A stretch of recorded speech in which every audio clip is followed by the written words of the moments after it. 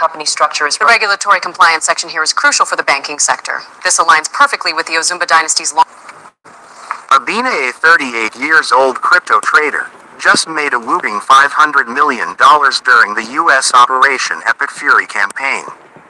The campaign makes crypto to be volatile, and Abina was well positioned before the campaign and he cashed out immediately. It matured very well to his favor. Abina invested the whole money in banking and also oil and gas businesses. Chief Ozumba, his town's man who was in various businesses including banking and oil and gas business, was his mentor. He guided him through on how to successfully invest his money with all the legal paperworks.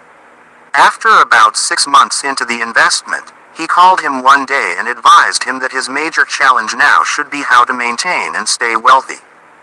Very important. He never changed his lifestyle anyway, but Nneka, his girlfriend, started living a different lifestyle just because she thinks they are rich, forgetting the fact that they were not married at all. They were just friends, so there was no legal bond between them. It sounds like Abina has mastered the art of the stealth wealth lifestyle, while Nneka is ready to embrace the visibility that comes with such a massive windfall. This is a classic tension point in relationships when a sudden shift in financial status occurs, especially one as life-changing as $500 million. Here is a breakdown of the dynamics at play and some considerations for their path forward. The contrast in mindsets. The difference between Abina and Nneka often comes down to how they view the purpose of money. Abina, the wealth builder. Nneka, the wealth enjoyer. Abina views the $500 million as capital to be protected and grown through banking and energy. Nneka views the wealth as a lifestyle upgrade and a source of social status. Abina, likely cautious. He understands how volatility, like the Epic Fury campaign, can take away as quickly as it gives. Nneka likely sees the fund as infinite, leading to less friction in spending. Abina, wealth and identity is tied to his skill as a trader and investor. Nneka's identity may be shifting toward the partner of a high-net-worth individual. The challenges ahead. 1. The lifestyle creep trap. Abina's decision to reinvest in stable sectors like oil and gas and banking suggests he wants long-term security. However, if Nneka's spending isn't aligned with a budget, it can create lifestyle creep that eventually puts pressure on even the largest portfolios. 2. Security and privacy. In the world of high-stakes crypto trading and international geopolitical volatility, staying under the radar is often a safety strategy. If Nneka is living loudly, luxury cars, high-end designer goods, public displays of wealth, she may inadvertently make Abina a target for bad actors or unwanted attention. 3. The they versus he dynamic. There is often a delicate balance when one partner earns the money and the other begins to spend it. Nneka's use of the word they suggests she feels a sense of shared ownership, which is healthy in a long-term partnership, but can lead to resentment if the earner feels their hard work is being liquidated for appearances. Suggested navigation. If Abina wants to maintain his lifestyle while keeping Nneka happy, they might need to establish some ground rules. The fun allocation. Abina could set aside a specific, non-essential percentage of his gains for lifestyle upgrades so Nneka feels the win, without touching the core investment capital. Alignment on values. They need a candid conversation about why Abina wants to stay low-key. Is it for security? Is it because he values humility? Long-term planning. Since Abina is 38, he's likely looking at the next 40 to 50 years. Ensuring Nneka understands the math behind the investments might help her see the $500 million as a tool for a legacy rather than just a shopping fund. A note on financial volatility. Success in trading during periods of geopolitical conflict is a high-skill, high-risk endeavor. Abina's move to diversify into traditional, hard industries is a textbook way to lock in gains from a volatile market. To understand Nneka's shift in behavior, we have to look beyond the surface level of spending money. When a partner enters a stratosphere of wealth like $500 million, it doesn't just change their bank account. It changes the social fabric of their reality. For Nneka, the sudden shift in lifestyle is likely driven by a complex cocktail of psychological and social motivators. 1. The validation of winning. In the high-stakes world of crypto trading, a win of this magnitude is legendary. While Abina sees the $500 million as a successful trade and a capital base for his oil and gas ventures, Nneka likely views it as a trophy. External recognition. Living a different lifestyle is a way of announcing to the world, and her social circle, that they have arrived. The we mentality. By spending and dressing the part, she is claiming her share of the success. It is a tangible way to feel like a participant in Abina's victory rather than just a spectator. 2. Social mobility and signaling. Human beings are inherently social creatures who use signaling to establish their place in a hierarchy. The peer factor. If Nneka's social circle or follows equate success with luxury brands, private travel, and high-end experiences, she may feel that not changing her lifestyle is a failure to adapt to their new status. Security through status. Paradoxically, some people feel that looking rich provides a layer of social protection or opens doors to more elite circles that can further benefit Abina's new banking and energy interests. 3. The delayed gratification release. It is possible that during the time Abina was building his portfolio and navigating the volatility of the Epic Fury campaign, Nneka was also living a disciplined, perhaps even frugal, life. The pendulum swing. Once the mission was accomplished and the money matured, she may feel that the period of sacrifice is over. Sensory experience.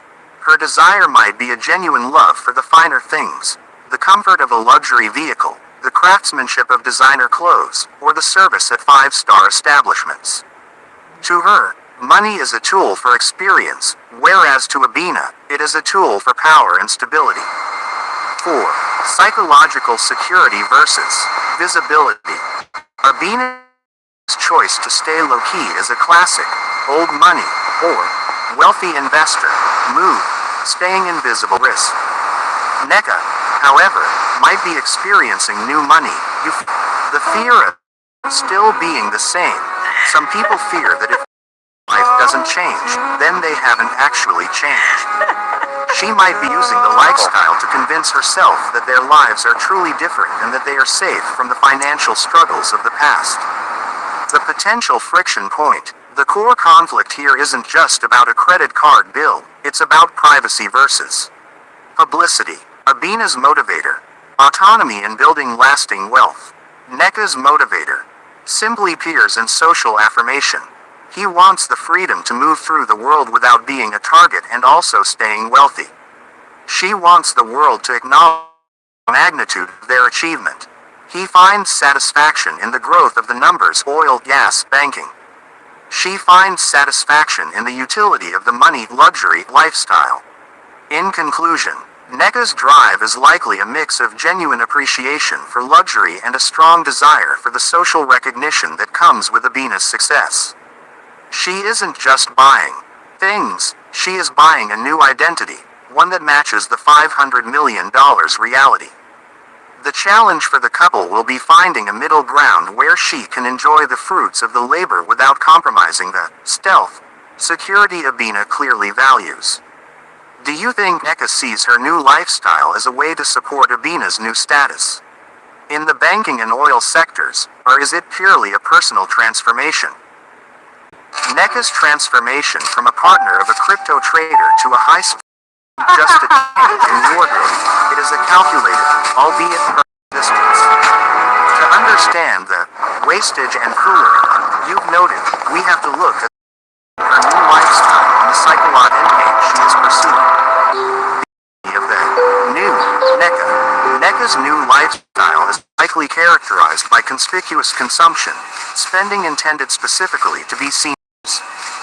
This often manifests in three main areas. The aesthetic of excess, moving from functional fashion to label-heavy luxury. This includes limited edition designer pieces that scream their price tag, intended to act as a visual shorthand for "I am no longer who I was." The curated environment, changing her surroundings to match a cinematic version of wealth.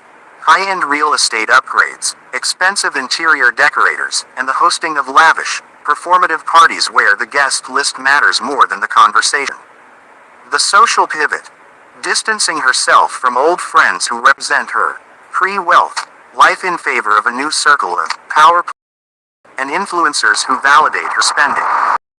While it may look like foolery to an observer or to the pragmatic, NECA is likely aiming for a specific set of psychological and social rewards. 1. Erasure of past insecurities. For many, sudden wealth is a tool to bury past feelings of inadequacy. This is absolutely By perfect. surrounding herself with the best of everything, she convinces herself and others that she is untouchable. 2. Social. Armor. BSHE may feel that to be respected in Abina's new elite circles banking oil, she must look like she belongs. She is building a costume of success to prevent anyone from looking down on her as just the girlfriend of a trader. 3. Manufactured influence. She is likely trying to build her own independent brand. In the modern era, looking rich is a form of currency that can lead to social media influence or a seat at tables she previously couldn't access. Support versus personal transformation. The Great Divide. The question of whether she is doing this to support Abina or if it's a personal pivot is the crux of their relationship. Argument 4. Strategic support. NECA might genuinely believe she is playing a role that benefits Abina. In the traditional Nigerian banking and oil sectors, reputation and packaging are often seen as essential. The power couple narrative. She may think that by looking the part of a billionaire's partner, she is enhancing Abina's face in the business world. Networking catalyst. She might believe her lavish parties and social climbing provide a soft environment for Abina to close deep high net worth individuals who value status. The reality, purely personal transformation. However, given that Abina has not changed his lifestyle, her actions suggest a personal transformation that is out of sync with his values. Conflict of interest. If Abina values the stealth wealth approach to avoid being a target or to keep his business dealings grounded, NECA's foolery is actually a detriment to his goals, not a support. Autonomy through spending. This lifestyle is likely her way of establishing her own identity. For the first time, she has the firepower to be whoever she wants, and she is choosing the version of herself that she finds most powerful. The glamorous, high-spending elite. The verdict. It is most likely a mix of both, but skewed heavily toward personal transformation. NECA is likely using supporting Abina as a convenient justification to indulge in her own desires. She may tell herself, "I'm doing this for us," while in reality, she is finally satisfying a deep-seated hunger for the recognition and luxury she felt she lacked. While Abina is investing in oil wells and bank shares, assets that value, NECA is investing in status assets, things that depreciate in value but appreciate in sinking sectors. Flashy associates can sometimes be viewed as a liability or a sign of lack of discipline. Abina's biggest challenge will be determining if NECA's new persona attracts the right kind of business attention or simply the wrong kind of social envy. Your spending is becoming a liability. We need to tighten the financial Who we outside the monitoring. Visibility is a target. More likely, Abina is too. Abina is a man who understands the architecture of risk. To him, $500 million is not a win to be celebrated with a parade. It is a massive responsibility to be managed with the same cold, analytical precision he used to survive the U.S. Operation Epic Fury volatility. His warnings to NECA likely stem from a place of deep-seated pragmatism and a desire for self-preservation. Abina's warnings. The logic of a risk manager. Abina's warnings are likely structured around three core pillars: security, sustainability, and substance. 1. The security warning. Visibility is a target. Abina knows that in the sectors he is entering, banking and oil and gas, discretion is power. He likely warns NECA that her lifestyle of foolery acts as a beacon for kidnapping and extortion. High-profile spending makes them a physical target in volatile regions.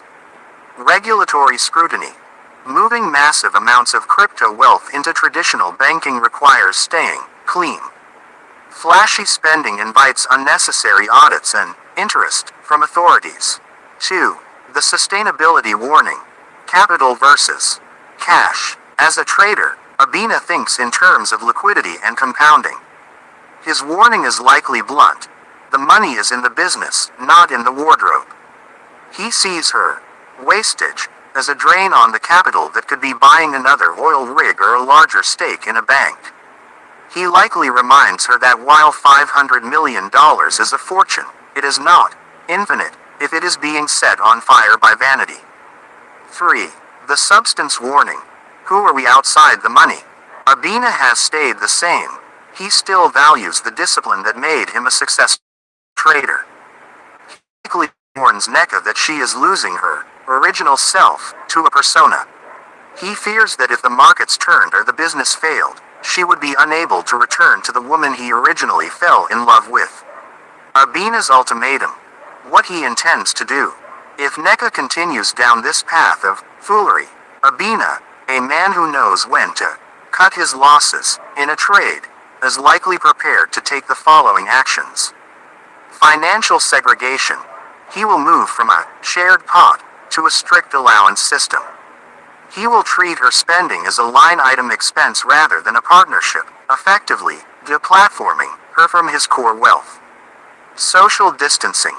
To protect his professional reputation in the banking and oil sectors, he may begin attending high-level functions alone, leaving NECA to her influencer circles to ensure her brand doesn't infect his. The final exit. In trading, if an asset is no longer performing and is instead draining resources, you sell. Abina may eventually view the relationship as a bad trade. If her lifestyle creates a liability he can no longer manage, he will likely walk away to protect the empire he built. Is his silence a sign of love or distraction? The question of Abina's current silence is the most telling part of their dynamic. It is likely a mixture of both, but with a heavy lean toward strategic observation. The love perspective. Abina may feel that after the stress of the Epic Fury campaign, NECA deserves a moment of indulgence. His silence could be a form of indulgent love, letting her get it out of her system, hoping she will eventually tire of the foolery and return to her senses. He may be staying quiet to avoid a conflict that would distract him from his high-stakes investments. The distraction, and also calculation. More likely, Abina is too busy by choice. He is currently building bridges into the Nigerian and global energy sectors, industries that require 100% of his cognitive bandwidth. He is ignoring the noise. To Abina, NECA's spending is market noise. As long as she isn't touching the core capital of his oil and banking ventures, he may view her behavior as a minor nuisance he can deal with later. He is gathering data. As a trader, you don't react to every tick on the chart. You wait for a pattern. His silence might not be ignorance. It might be him watching the trend of her behavior to see if she is truly gone or just going through a phase. In conclusion, Abina's silence is the calm before the storm. He is a man of action, not words. While NECA is building a bridge to a world of glamour and foolery, Abina is building a fortress of power and industry. If that bridge ever threatens the structural integrity of his fortress, his warnings will turn into a total shutdown. The shift in Abina's personal life from NECA to Ozioma represents more than just a breakup, it is a strategic realignment. In the world of high-stakes banking and oil, a partner is often viewed as a brand ambassador. While NECA was a relic of Abina's volatile trading days, Ozioma is the cornerstone of his new establishment. The replacement. From flash to foundation. The transition was likely swift and clinical. A stop-loss order executed by Abina when he realized NECA's trajectory was no longer profitable to his peace or his reputation. 1. The pedigree of Ozioma Ozumba. Ozioma is the antithesis of NECA's new money persona. As the daughter of Chief Ozumba, she was born into the very circles Abina is now buying into. The Oxford factor. Her education at Oxford University provides her with a level of intellectual rigor and global perspective that Abina respects. She doesn't just spend wealth. She understands the legal and structural frameworks, oil and gas law, mergers and acquisitions that protect it. The old money temperament. Unlike NECA, Ozioma doesn't need to live loud. Her status is inherent, not performative. She brings a quiet, sophisticated power to Abina's side that commands respect in boardrooms. 2. The strategic alliance. By marrying or partnering with Ozioma, Abina isn't just finding love, he is securing a merger. Chief Ozumba's network. The union links Abina's $500 million liquidity with the chief's decades of political and industrial influence. Professional synergy. As a trained lawyer, Ozioma likely acts as a high-level advisor to Abina's new ventures, vetting contracts in the oil sector and ensuring his banking interests are legally watertight. Did realize she was making herself replaceable?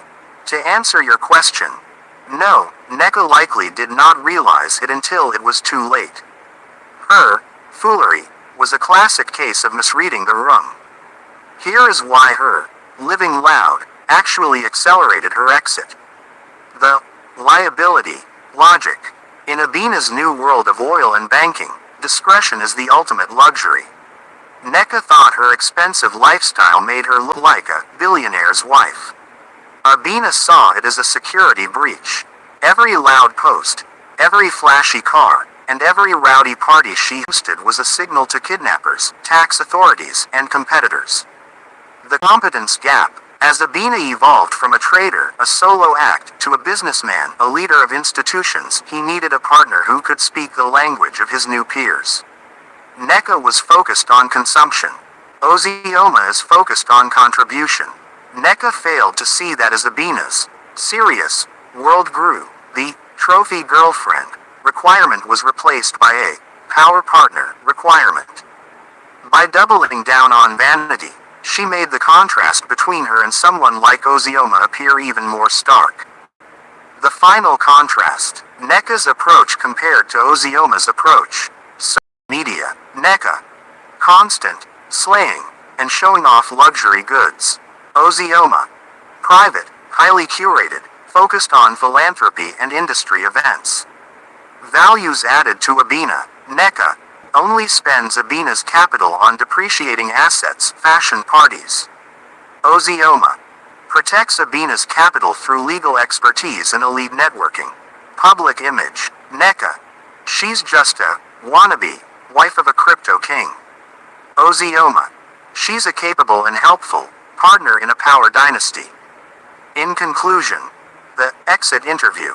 NECA's downfall was the belief that Abina's wealth was a destination where she could finally rest and play. She didn't realize that for a man like Abina, $500 million was just the starting line. While she was busy decorating the waiting room, Ozioma was already in the inner office helping him build the empire. NECA didn't just lose a boyfriend, she lost a market position because she failed to upgrade her internal value at the same rate Abina upgraded his net worth.